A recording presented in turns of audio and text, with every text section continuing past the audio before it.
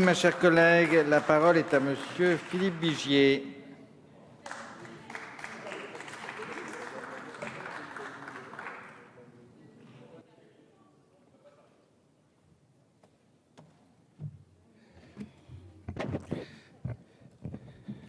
Monsieur le Président, Madame la Ministre, Monsieur le Ministre, Madame la Présidente de la Commission, chère Catherine, Monsieur le rapporteur, c'est un intérim peut-être qui va perdurer au fil du temps.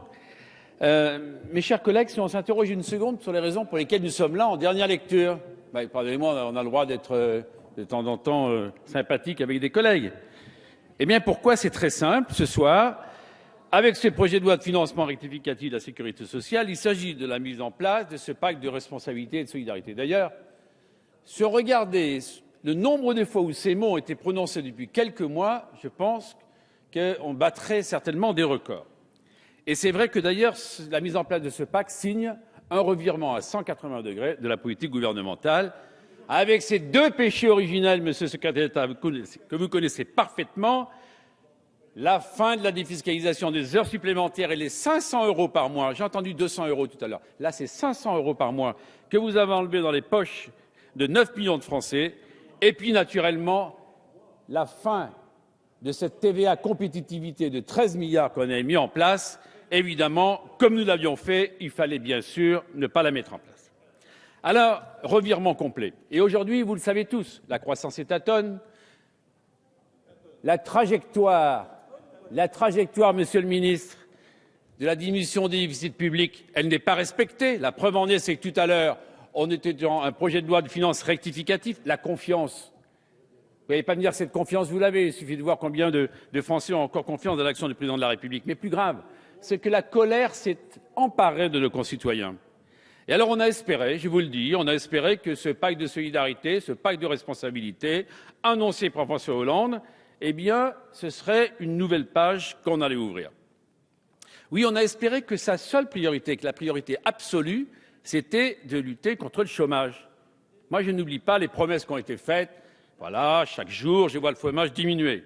Au nom de l'intérêt général, Jean-Louis Borloo avait dit d'ailleurs que nous accompagnerions le gouvernement si une telle politique en faveur des salariés, donc de leur pouvoir d'achat, et en faveur des entreprises pour améliorer la compétitivité, était au rendez-vous. Eh bien, c'est un rendez-vous manqué, monsieur le rapporteur. Pourquoi c'est un rendez-vous manqué? Parce qu'il y a urgence. Juste un chiffre, mes chers collègues. Le chiffre du chômage, en juin 2012, catégorie A, B, C, D, E, 5 300 000. Les chiffres du chômage, en mai 2014, les mêmes catégories, 6 24 000. C'est-à-dire 959 chômeurs de plus. Je vous invite simplement de méditer une seconde cela. Et vous nous sortez un pacte de responsabilité et de solidarité qui certes va dans le bon sens, mais pourquoi, monsieur le rapporteur, ces mesures, vous ne les appliquez pas maintenant? Il y a urgence. Cette augmentation du chômage, ce sont des vies brisées. Et là, vous attendez le 1er janvier 2015. Pourquoi? D'ailleurs, vous auriez très bien pu décider, Madame la Ministre, de ces mesures-là uniquement dans le PLF-SS 2015. Pourquoi le faire maintenant? Puisque ça ne s'applique pas en 2014. On voit bien que vous êtes en affichage. Et moi, ce que je regrette, c'est que comme vous allez démarrer qu'en 2015, eh bien, l'effet de ces mesures n'arrivera qu'en 2016 ou en 2017. Et pour autant, le pouvoir d'achat, Monsieur le Ministre, se sera dégradé, et vous le savez bien. Alors, et j'ajoute ensuite que, et ça d'ailleurs, Monsieur le rapporteur général, qui est devenu maintenant ministre du Budget, vous ne pouvez pas me critiquer là-dessus, sur le CICE, sur lequel vous émettiez sur votre blog beaucoup de réserves, parce que j'ai lu tout ça avec attention. Nous avions dit, comme l'avait expliqué Louis Gallois dans ce rapport, ce qu'il fallait, c'était baisser massivement les charges qui pèsent sur les salaires et faire en sorte qu'il y ait ce choc de compétitivité. Et en fait, si nous en sommes là, eh bien, je ne sais pas où sont passés les frondeurs ce soir, ils ont dû disparaître. Ben, c'est parce que vous êtes tellement divisés entre vous qu'il était plus important d'endiguer les frondeurs que de faire en sorte que l'on puisse prendre les bonnes mesures pour la France. Ah, il ne reste plus qu'une frondeuse sur 31.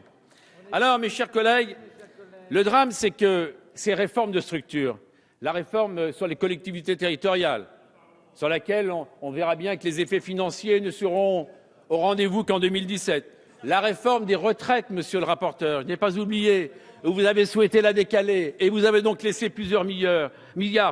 La réforme sur la transition écologique, la réforme, naturellement, sur le paritarisme. Tout cela est de côté. Alors, le président nous a annoncé, le Premier ministre, à cette même tribune, le fameux pacte de stabilité. 50 milliards d'euros d'économie. Nous n'aurons jamais parlé de 100 milliards.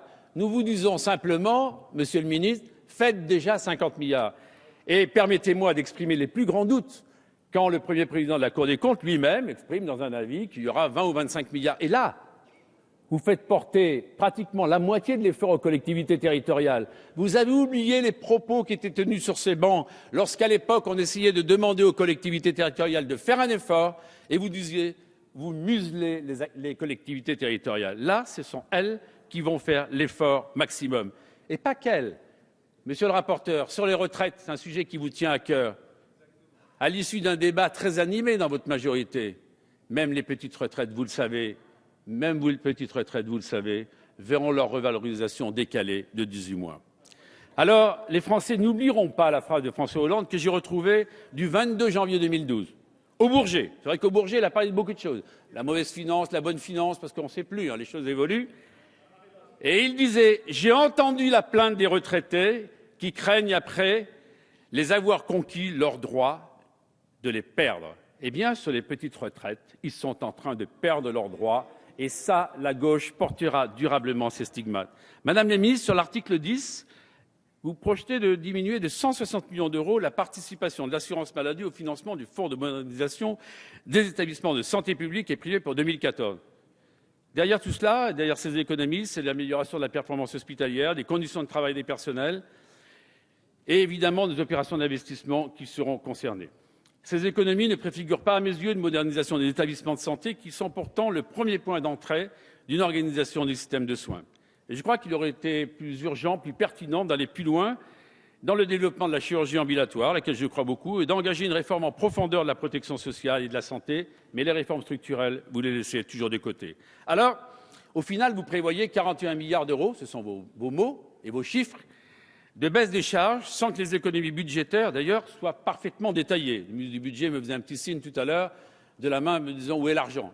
C'est vrai qu'on ne sait pas, avec ce projet de loi de finances rectificative de la sécurité sociale, où vous irez chercher les crédits. Vous avez multiplié donc, Madame le ministre, Monsieur le ministre, des gestes sans arrêt pour votre aile gauche de la majorité, qui vous accuse d'ailleurs de faire des cadeaux aux entreprises de 41 milliards d'euros, comme si l'entreprise était l'ennemi de l'emploi et de la croissance. Et on voit bien d'ailleurs que cette nouvelle obligation pour les branches, lors de toute négociation annuelle sur les salariés, d'introduire l'évaluation de l'impact sur l'emploi et les salaires de l'ensemble des exonérations sociales, mais également des réductions des crédits d'impôt dont bénéficient ces entreprises, eh bien, est ressentie comme une nouvelle contrainte. Est-ce que oui ou non, François Hollande, qui nous expliquait que le crédit d'impôt recherche ne serait pas menacé un jour ou l'autre, le sera-t-il si jamais il y a des évaluations qui sont demandées? Remarquez, vous pouvez encore évoluer, parce que lorsque le CICE a été mis en place, vous nous avez expliqué qu'il y aurait une loi qui nous dirait quelles seraient les contraintes qui seraient mises en place, et elle n'est jamais arrivée. Résumons, 2 années de matraquage fiscal, vous annoncez une baisse des charges. Est-ce que, au final, eh bien, les avantages dont bénéficient ces entreprises seront toujours présents? Parce que le moteur de cette croissance, c'est cette compétitivité. Chacun sait que la France a perdu des parts du marché. Chacun sait que le taux de marge des entreprises s'est effondré. Donc ce dialogue social, pour moi, il est majeur, mais il ne doit pas être pris en otage du fait des divisions internes de votre majorité. Je voudrais quand même dire un mot sur l'amendement sur les services à la personne. C'est un sujet sur lequel on revient sans arrêt, parce qu'il a prouvé sa pertinence, ce domaine des services à la personne en termes d'emplois créés. On proposait 1,50 € de baisse de charge, vous savez ça par cœur. Je vois que vous en avez restreint le champ pour la plus petite enfance, pour les personnes les plus âgées et les personnes handicapées. C'est un peu dommage, je le dis, c'est un peu dommage qu'on n'ait pas laissé le champ ouvert, parce qu'on sait très bien que les cotisations à la cause diminuent et on sait très bien que le travail au noir va se développer. Donc ce pacte de responsabilité, de solidarité était, à mes yeux, à nos yeux au groupe UDI, une opportunité formidable. Et ce sera malheureusement un rendez-vous manqué, faute de courage. Et c'est quelque part une tentative désespérée de préserver cette majorité.